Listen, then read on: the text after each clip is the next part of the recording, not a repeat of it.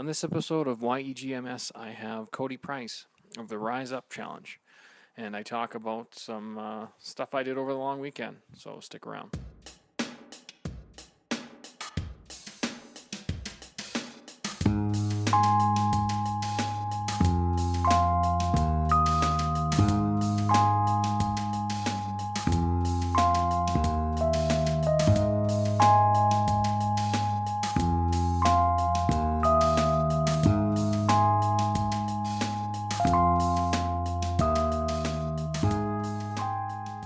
So after a bit of a summer layover, the podcast is back. I think the last one I published was in June, so and I think it was near the beginning of June, so it's been a while. But I had a busy summer, and it's great to get back at this, and hopefully the few listeners that I did gain over the last year and a bit are still around. So neat podcast for me this time out. I'm working towards doing the Grizzly Ultra Marathon in Canmore on Thanksgiving weekend in October. On the 9th of October, and my 40th birthday is on the 7th, so I've been working towards it, and that was kind of my 40th birthday present to myself, was to give an actual, true ultra marathon trail run. Give it a whirl. Now, trail running is different from the type of running I've been doing, which is predominantly on pavement and predominantly relatively flat. I mean, some hills here and there, but not extreme elevation changes. And so I've been working towards this all summer, running stairs, the November project, running a route called the W through the Edmonton River Valley, and because I know the elevation difference is going to be the elevation changes rather are going to be the big difference. Doing that kind of distance, but having to do it, going up some extremely steep climbs. So anyway, the reason why this is interesting is as I'm working towards that, and at the, with the completion of the really long run this year, I've been introduced to all kinds of people, and one of the people I was introduced to is a fellow MS Warrior named Cody Price. And Cody's local to Edmonton as well. Actually, as it turns out, we don't even live that far apart. I mean, we're only blocks apart from each other. But he's up to some pretty interesting stuff himself. And what he does is he runs what's called the Rise Up Challenge. And you can find it at riseupchallenge.ca. And he's the guest on the podcast, and I'll let him explain what the Rise Up Challenge is. But briefly, from why it was interesting to me, with me training towards doing a trail ultra up and down a mountain, is the Rise Up Challenge is what he was referring to as a Spartan race, and they do some crazy stuff, crazy in a great and awesome way, not crazy in a they shouldn't be doing that sort of way. But I'll let him explain it. So touching base with him at a time when I'm getting ready for an ultra in the mountains, the timing couldn't have been better. And actually, just this past long weekend, just on Sunday, I'm recording this Tuesday night, I did the walk in the park in Kamloops, British Columbia, which is about, for those of you who aren't familiar with Western Canadian geography, Kamloops is an 8-hour drive west and south of Edmonton, in our westernmost province, British Columbia, and it's an area of Canada which, surprisingly enough, and which would surprise a lot of people that aren't from Canada, it's actually located in what's referred to as a semi-desert. There's actual sagebrush that grows there, and they still get snow in the wintertime, but not anywhere close to what we get here in Edmonton, I don't think so. Anyway, I did the walk in the park in Kamloops over the weekend, which is a 25-kilometer trail run, and it had 740 meters of elevation change over the 25 kilometers. The Grizzly in Canmore has 1,600 meters of elevation change over the 50 kilometers. So the 25-kilometer run in Kamloops was a really, really good tune-up to kind of let me know where I was at, because truth be told, I've never done an official trail run before with other people. not familiar with the etiquette. I've not, this is my first, so this was a first time event for me, and I have to say it went fantastic. The nice thing about the run in Kamloops, very low key. There's probably around 100 participants in total. There was different, you could either do 14, 25, or 50 kilometers. I finished in 3 hours and 45 minutes. To give the listeners kind of an indication of why it's different than the running I normally do, is typically if I do a half marathon, which is 21, I'm right around 2 hours. So to do 25 kilometers, it took me 3 hours and 45 minutes. And the biggest difference there is it's not even hills, they're steep climbs. I mean, there's some climbs where if somebody out there can run these things, I mean, that would be, I would find that amazing. But I mean, for instance, at about the 12-kilometer point in the run, it was uphill for about 800 meters, and then it was just sort of undulating up and down for a bit, slowly going up, and then with a few little steep spots, but nothing crazy. And then at 12 kilometers in, there was this hill that literally it was steep enough. If you held your hand out in front of you, standing straight up, you'd be touching what you were climbing up. I mean, that just to give you an idea of the steepness. And that went on for about 400 meters, maybe a little longer than 400 meters. And it could even have been a little bit longer than that. But anyway, that's when I went, I really sunk into me how different trail running can be from regular road running. And thankfully Paul at the Adidas store in South Edmonton Common hooked me up with a good pair of trail shoes, because they definitely were needed. And anyway, it was a really good experience, and I feel like I'm set up well to go into Canmore. And the nice thing about it is the 3 or 4 people, as far as my finish time goes, I was kind of in the middle. I was basically the tail end of the middle, the people in the middle. There was a kind of a group of us that were running somewhere between 3 hours 30 minutes to 3 hours 45. 3 hours 45 being me, and then there was people that were fat. There was a significant group up that was faster than that, and then there was a significant group that was slower. I think the longest person over 25K took 9 hours.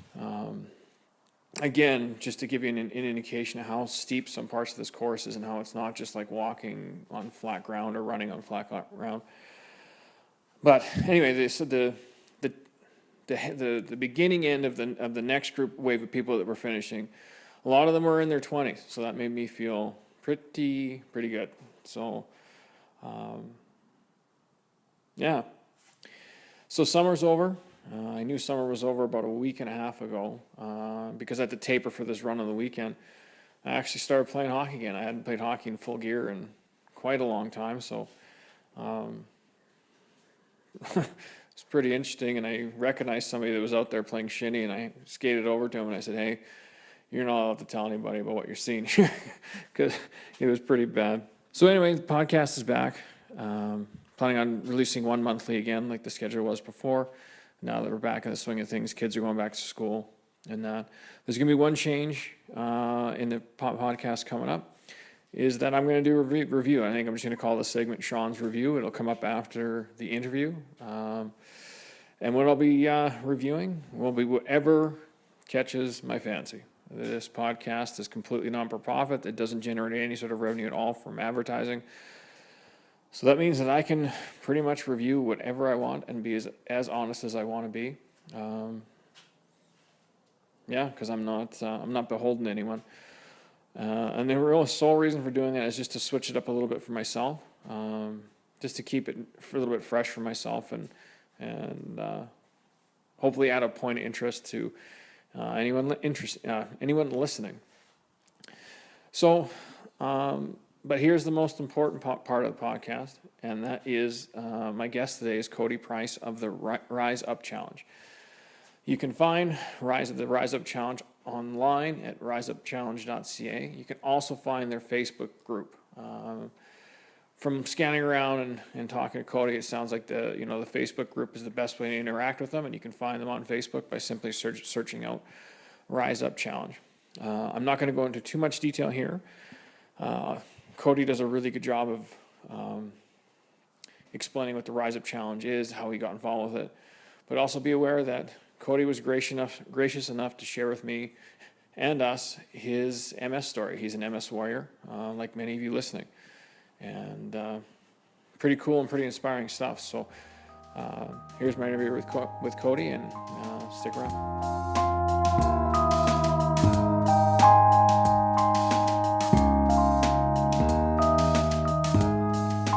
All right, I am sitting in a park in the middle of Lewis Estates, and I'm talking to Cody Price. And Cody is another MS Warrior who's got an interesting story, and he's doing some cool stuff in terms of and training and events and stuff, but we'll get into that in a minute. So, Cody, thanks for doing this. And why don't we just start off with how you found out about MS and how you found out about your MS, and just start from there. Sure. Well, to start out, I love that MS Warrior term, because if you look at it that way, and you look at it from a perspective of, I can do this, and I'm a warrior, and what have you, it sort of eliminates the roadblocks that you may have to begin with. So I love that term, so kudos to you. Actually, sorry, that's not my term. I got that from a guy I interviewed last year's name's Neil Blue, so kudos to you, Neil. There we go. How it started. So I think how I found out I had MS was, 2007, I was backpacking through Australia, and the right side of my face went numb. So not knowing anything about anything, I figured, okay, tooth infection, jaw infection, what have you. So I went to a local walk-in clinic. They figured it was something to do with my gums, so they gave me some sort of anesthesia. And then it didn't go away for about 3-4 weeks. Then all of a sudden, the feeling came back. So, okay, well, that must have been the issue. So then I flew back to Canada, and about 3 or 4 weeks later, something else started up my leg. I think it was my leg or maybe my hand. Something went numb and wasn't working quite right. It's like, okay, something else is happening. So I went to my doctor. He right away said, okay, this is MS, pretty sure. So then we got diagnosed to a neurologist who then went through some MRIs and, the blood testing, all that kind of stuff, and confirmed, yes, it was MS. And so they put me on some prednisone and drugs to fix it all up. And then it kind of went away back to 100%, working out, doing everything.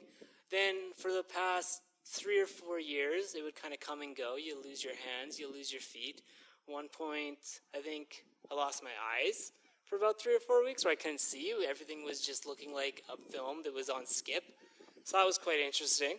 And so, again, with the prednisone, one point I was taking the needles, doing the weekly injections through the muscle. That was horrible. So if anyone's taking that, you should not do that. That's horrible. Gives you super anxiety. So you take it on the Friday, because you got to work, of course, through the week. So you take it Friday night, super anxiety through the weekend, a lot of pain.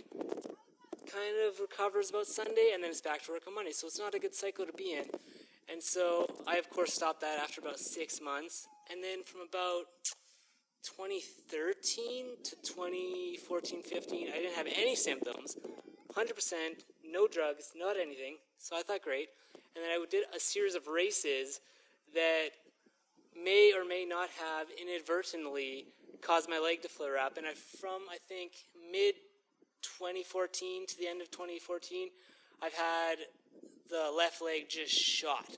So, in an ideal world, you're walking along, nothing. The second I start to hurry myself along, or I start to speed up, it acts up and I'm tripping and I'm falling over myself, and so then you got to slow down this. And that's been happening for about 1.5 years. And so that's kind of where I'm at. I think it's called drop foot is what people call it. So I've been dealing with that for the last 1.5 years, teaching myself how to run and walk and what have you, but just dealing with it. Didn't you email me a couple weeks ago asking me about drop foot? Yeah, because I was curious based on just seeing how much you're running and seeing, okay, if you're putting in 100 miles, how are you doing that? Do you have drop foot as well, and have you found a way to work around it? And so that's why I thought, okay, I'm going to ask this question, because you never know, maybe he has a trick that I don't, that might be able to boost my running abilities. Well, I don't have a trick, but what I told Cody, and for any people that regularly listen, it doesn't sound like my drop foot's nearly as bad, and mine only catches me on occasion, and mostly it's when I'm running on a trail. I have on occasion when I'm walking where my one foot will be lazy and kind of just slide along. And what happens is when I'm on the trails, I always catch roots. And I was telling him during the email exchange, there was one run I went on about a month ago where in a span of about 10 minutes, I went down 3 times catching roots. And so what I do is when I'm running on an uneven surface, I watch the ground and I over-exaggerate when I see any sort of like little obstacle. And it probably looks really funny if anybody's running with me or sees me running, but that's what I'm doing. I'm exaggerating so that I don't catch anything. But yeah, mine's not that bad. I mean, for the most part, if I'm running on pavement and stuff, but it's pretty good. Now, are you on any meds right now? Yeah, so like I said, I went off 2013-ish. I went off all the needles. Never ever got onto the pills.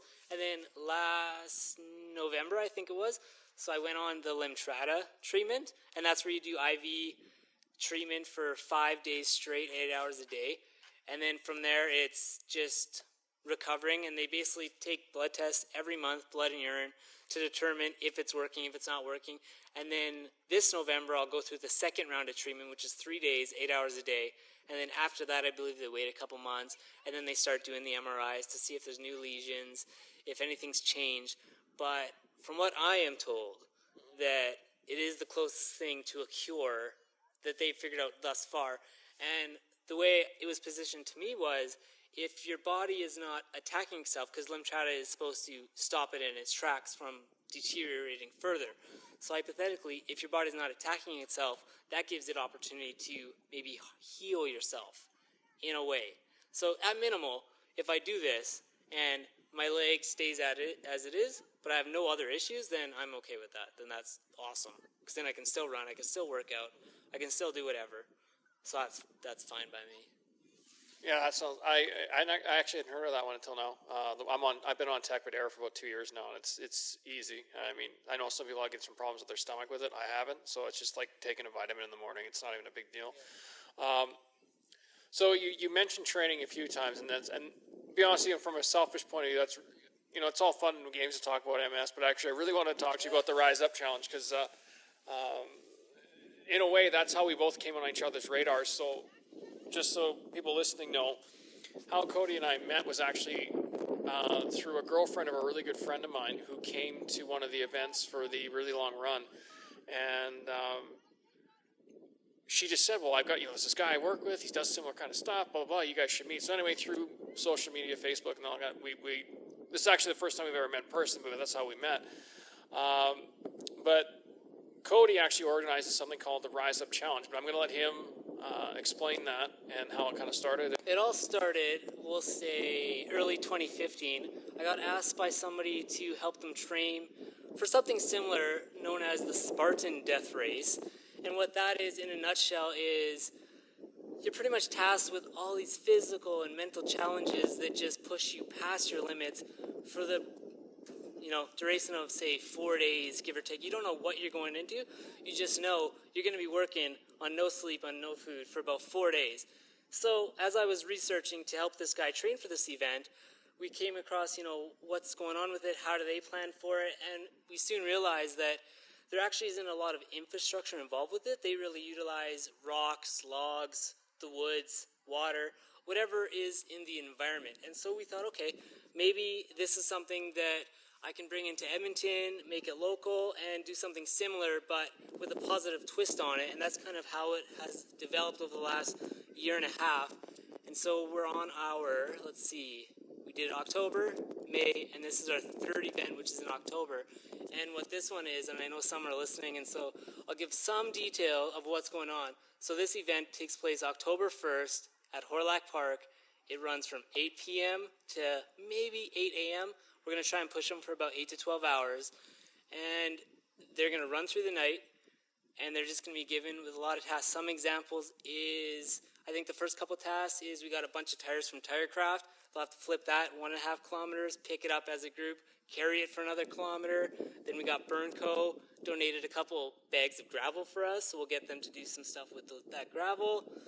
There's been times in the past where we'll duct tape their knees and feet together and make them army crawl through the trails for about a mile. That, I think, people love and hate that one the most because it is easily the most challenging It's very uncomfortable when you're doing it. You end up with scrapes and bruises, ripped pants. But when it's all said and done, people love it the most because it's the one that's the most gratifying. And so that's kind of what Rise Up Challenge is it's utilizing the elements to push you to your limits. And we say redefine your limits because the way I talk about it, and if you look at our website and you see the photos, it looks impossible. It sounds impossible. But when every single person crosses that finish line, the one consensus thing that I have heard, it was too easy. And that's simply, I think, because you build it up to be such an impossible task that you don't think you'll do it. You have confidence that you will not complete it. But then when it's all said and done, you do complete it. And then you go, well, if I completed that, that must have been too easy. When in fact it's just persistence, devotion, motivation to just keep driving forward one foot in front of the other. And you'll get it done. I've had people think it was going to be a 3-hour event, say, okay, I can run a 10-mile in 2 hours, but add all the little physical, mental challenges on top, and they end up taking 6 or 7 hours. So when you look at it in that perspective, yeah, it was easy, you did it. But if you compare it with what you do normally, and it took you 3 times as long, obviously it was hard. It's just that persistence and that drive that kept you going and kept you pushing forward to the finish line. So, just to be clear, and I should have been more clear on from the outset. Now, Rise Up Challenge is not just for people with MS. This is for everyone, right? Oh yeah, it's for everyone. We have had people thin, bigger, tall, short, what have you, have taken it on, and it is for everyone. It doesn't matter if you have a disability or not. It's all about persistence and pushing forward. For example, so even with MS, one of the things that I do is I test out the course. I test out every obstacle. I test out the course itself to see how long it would take a very, very, very slow person to do. And the one thing I tell everyone if they're hesitant is, if I can do it, you can do it. For example, one of the kind of signature events that we have at every event, and I'll continue to have it because people hate it and love it, is the Burpee Hill. So we'll find a giant hill throughout the city of Edmonton, and you have to burpee up that hill, roughly 300 to 400 burpees. So put that in perspective. Not only are you climbing this hill, you're doing 300 to 400 burpees. That is crazy. I have to just say right there, I hate burpees. They're like my least favorite thing to do. So, why would you do that? Well, because it sounds crazy, and technically it is crazy. You don't see people in the gym knocking out 400 burpees for fun. It just doesn't happen. I don't even know if people would do that in the gym because it's so repetitive and there's no scenery change. Where if you're in the woods and you're just hopping along doing burpees, it doesn't seem as bad, and before you know it, you have the 300 or 400 burpees. But in a nutshell, we make them do it because we can make them do it. They're not going to refuse to do it. We know it's a good physical challenge. It's good upper body, lower body, core. And by the end of it, that just feeling that you accomplished something is what we're trying to do. So before we start recording, you mentioned that there had been some growth with the event. So why don't you just touch on that a little bit, like how far it's come? So it was funny because when we first thought of the event and went, okay, this is an interesting concept, let's try it out. The goal was 5. I thought we could convince 5 crazy people to take them through their paces and just test them. We ended up with 50, so that was, okay, this might have something. Ran the event, had good feedback, ran a second event in the wintertime, good feedback, and we just continue to run these events. They grow maybe 10%, so they don't grow a ton, but they keep growing. We keep getting new people coming back. We're getting new people reaching out, trying it out, something most haven't even experienced something of this nature, and they just love it. And so in 2017, the whole goal is how can we make this more accessible to more people? So what we're going to do in 2017 is we're going to open up a shorter course. So you hear, we'll say on average, our courses are 10 to 15 miles. I try to push them more towards the 15-mile mark just because people see 10 plus miles and they go, okay, that's kind of my limit, but what they don't know doesn't hurt them. And so when they finish, and I go, oh, that actually was 15 miles. They go, holy crap, I can't believe you made me do that. Well, yeah, you did it. So what's there to complain about, really? But the shorter course is going to be 5 to 8 miles because it's more attainable. Most people run a 5K, maybe a 10K. That's sort of their comfort zone, right? So let's push them past that, but just not push them past to a point of breaking them, right? So they do this short course, they get a taste of what the long course has in store, and then they'll either love it or hate it. A lot of this stems from a sport called obstacle course racing. I don't know if many of you heard of it. Some have heard Spartan Racing, Tough Mudder, Mud Hero. So it stems from that. I got into the sport back in 2014, and I was addicted ever since. I think I ran 10 races in 2014, which, going back to the MS, may or may not have been the instigator for my drop foot, because when that was all said and done, I was pleased with myself. I did 10 races. Then I went and had an appointment with my neurologist, and I told him what I did. His jaw dropped to the floor. He said, what the heck are you doing to yourself? Because, I see where he's coming from. It is a mentally draining and physically draining thing, to a point where with someone with MS, yes, I believe you should push yourself. That may have been a little too much. And so anyways, we have this drop foot issue. So he kind of banned me from obstacle course racing in 2015. So what is this saying? If you can't do, teach. So here we are today. I'm quote unquote teaching people obstacle course racing and how to push themselves. Oh, that's awesome. Yeah, I mean, that's really great that you actually started doing this after you got diagnosed. I think that's really cool. I mean, I did, I'm kind of the same way. I didn't really start running until after I got diagnosed. So it just goes to show you that you can pretty much do whatever you want. Now, before, we covered off MS, we've covered off the Rise Up Challenge. Anything else you want to talk about? Any social media stuff you want to talk about? Websites, anything like that? You can check out Rise Up Challenge, www.riseupchallenge.ca. That's the easiest way you can find us. You can find me on Instagram now. I've taken the leap and I'm on Instagram. So if you're thinking about doing the challenge and you're kind of curious, check it out on Instagram, rise.up.challenge. And I do little sneak peeks of what the course is going to look like, what kind of challenges you may face. But I think one thing to put in perspective to whoever's listening is, it's always going to be worse in your head than it is in reality. So here's an example. In 2013, I saw a Spartan race, and I thought, I'm going to do this. It was in Edmonton. I think it was at Rabbit Hill that year. So I said, heck yeah, I'm doing this. Signed up, raring to go. And then, I don't know if it was procrastination or fear or what have you. Push come to shove, I didn't do the race. I bailed, never showed up. So then you're kicking yourself for 6 months. So 2014, I said, you know what, I'm doing it again. So I signed up for that one, and I signed up for the other two to make it a trifecta, which, if you don't know what a trifecta is in Spartan world, is when you do 3 different events. So you got a 5 mile, 8 mile, and then I think the last one's roughly 14 miles. So a pretty big feat to take on. So I said, the heck with it, I'm doing it. Signed up for all of them. And so I did them. And it's funny because when you look at retrospect, I didn't do the 2013 event. And I did the 2014 event and just nailed it. But in retrospect, 2013, I was probably in a lot better shape physically than I was in 2014.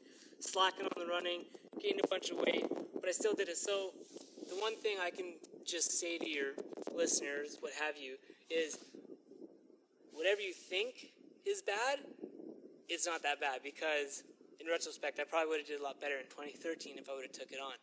And it's kind of funny how people just build it up in their head, right? So even if you have to do a presentation at work in front of everyone, building that up, saying, oh, I'm going to have to do public speaking, it's a lot worse than it is, because once you do it, now that public speaking doesn't seem so bad. And so same thing when it comes to fitness and taking on challenges. If there's anyone out there that has MS and they're sitting on their butts, or they feel like they can't do something because of X, Y, Z, I say do it anyways, because you'll get across the finish line regardless. I remember back in the 2014 event, it was called the Spartan Beast, and it was in Sun Peaks, I think that course was 14 and a half miles when it was all said and done. But I remember, I'd say mile 10, where you had to, so you go up the hill. So just to paint a picture for you, first 6 miles was straight up the mountain, got up to mile 6.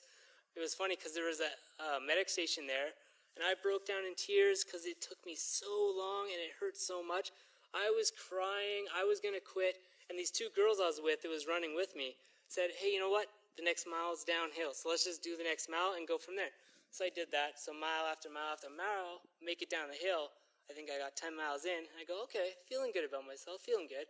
Oh, got to go back up the hill. So, okay, we started trekking back up that hill. And I think, mile 12, my leg hurt so bad that I was literally crawling, hands and knees. I think there was a point where I couldn't even crawl anymore, and I would start rolling. So I started rolling myself up this hill over and over again. Have to brake, roll again. 5 more steps, got to brake. Anyways, long story short, I finished it, and it was like, holy crap. That was awesome. And then that's how you got addicted to obstacle course racing. So I challenge anyone, regardless of your disability, take it on. Even if it's just a 5K, color me rad, do it. Find someone to do it with who will stick with you, because from the MS side of things, you're going to want to break down and you're going to want to quit. So find someone who has MS or doesn't have MS to do it with you and stick by you and keep pushing you.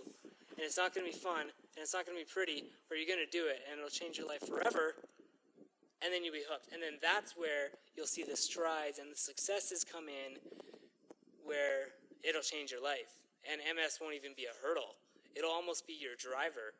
And I know because to backtrack, I'm also a personal trainer, and so that's the one thing with my clients is I'll tell them, I have MS, so I'm getting you to do these burpees. Well, I can do the burpees, so you can do the burpees. Simple as that. If I can do it, you can do it, and it'll be your driver, because then you'll go from being we'll call it a victim in some cases, to being the motivator, to motivate your kids, to motivate your friends, to motivate your family, to keep it going.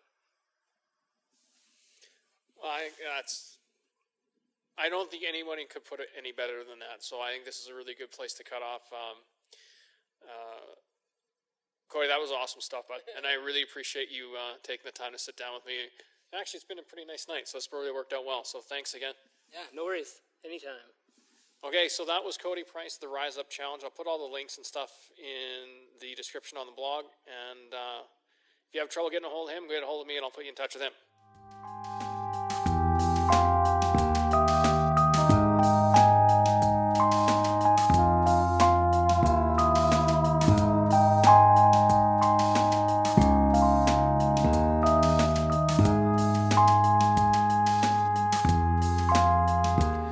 So this is Sean Reviews, and for my first ever review, I've decided to review the Walk in the Park trail run in Kamloops that I did over the weekend. For any of you that are thinking about taking up running, potentially trail running, this was a really good run for a first-timer to do.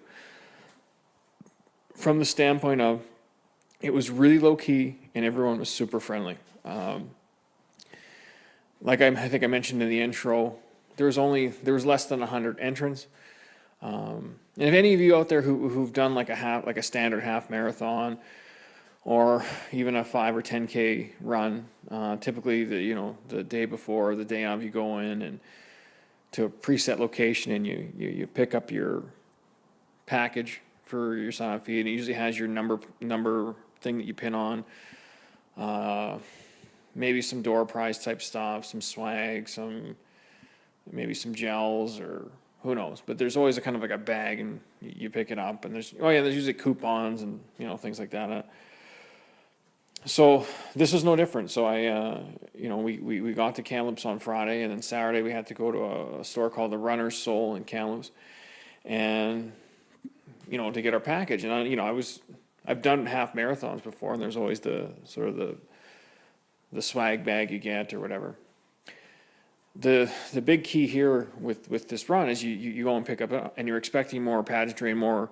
Literally, the pickup was just picking up the number that you pin on, and you got a glass that had like a juice glass that had, the name of the run on it. And that was it. And that was the first indication that this was a really laid back, really low key event. And the guy who actually organizes the race is actually the guy sitting at the table handing you your number and your glass. And super friendly guy, chit chatted. I mean, it kind of slowed down the line for you to pick up because he chatted up everybody in line. But it actually made it feel very familiar and very warm, and it was just a very welcoming environment that way. So, the fact that he took the time to talk to everyone and kind of explain things a little bit and be friendly and open like that was fantastic. So that was my first impression. But again, because I'd never done a trail run before, I still really had no idea what to expect. I was worried I was going to get lost because the venue for the run is a place called Kenna Cartwright Park in Kamloops. And if you look it up online, this is an absolutely massive park. And it's kind of the best way to explain it is basically a park that surrounds the peak of a mountain, for lack of a better way of describing it. But that's how I would describe it. So we get to one of there's 3 parking lots there. And when I was a kid, because I actually grew up in Kamloops, I used to mountain bike up there. But that doesn't matter. I was worried I was going to I might get lost or whatnot. So we get there in the morning, and the 50K group had already started. So I was standing there. I think there was about 26, 27 people in my group. And we, after kind of a quick kickoff speech, the run was on. And again, I was worried I was going to get lost because these are all, for the most part, you're on single track trails. And for people who understand trail running, single track is just that. It's literally a path, a dirt path that's just wide enough for both your feet. It's not meant for other people. You couldn't run 2 people side by side. So, and I thought, well, how is this going to work? But they explained at the beginning, and it was actually incredibly well marked. And to be environmentally friendly, they had marked on the trail in flour, like they took white flour and made arrows where to turn, and there was little flags, and no problem, finding the route and that. And this is not a complaint, but the route was far steeper than I was expecting, and the reason why it was far steeper, because I just didn't know what to expect. Some of these climbs that I went on Sunday, I'm sure I can't see Canmore having anything steeper than what I was on. But to do a shorter 25 event, low key like that, I think was a good place to start. So if anybody's in the Okanagan or in the interior or in Western Canada for that matter and wants to try out trail running, the walk in the park would be one that I would recommend to start with. Understand it's steep and it's not easy. I'm not suggesting you start there because it's easy, but just because of the atmosphere. When we got to the finish line, they had a barbecue going. Everybody was chit-chatting. Everybody was super friendly. People were super friendly on the course, and it was a really, really good event, and I really can't say enough about it. They don't when you look on their if you go into your search engine and type "Walk in the Park Kamloops" and have a look. The website's not the best, but I mean it serves its purpose. Most of their information is relayed via Facebook. I mean that's something that maybe another reviewer would gripe about, but honestly, it was easy. It was super easy to sign up, and what really made it for me was the atmosphere of the event, and the cost was low. I mean, I think it was $45 to sign up for the 25K. So, and if you look at other trail runs in that, I mean, a lot of them are 3 or 4 times that to sign up. So, you can't, no complaints there. So if you're thinking about starting into running or trail running and trying something new, and you want to train and plan for an event, I would look at, you got a year from now, try the Walk in the Park in Kamloops, BC. You can find it online. you have any trouble finding it, just reach out to me and I can get you in the right direction. So that is the very first Sean Reviews. So that's it for this episode of YEGMS.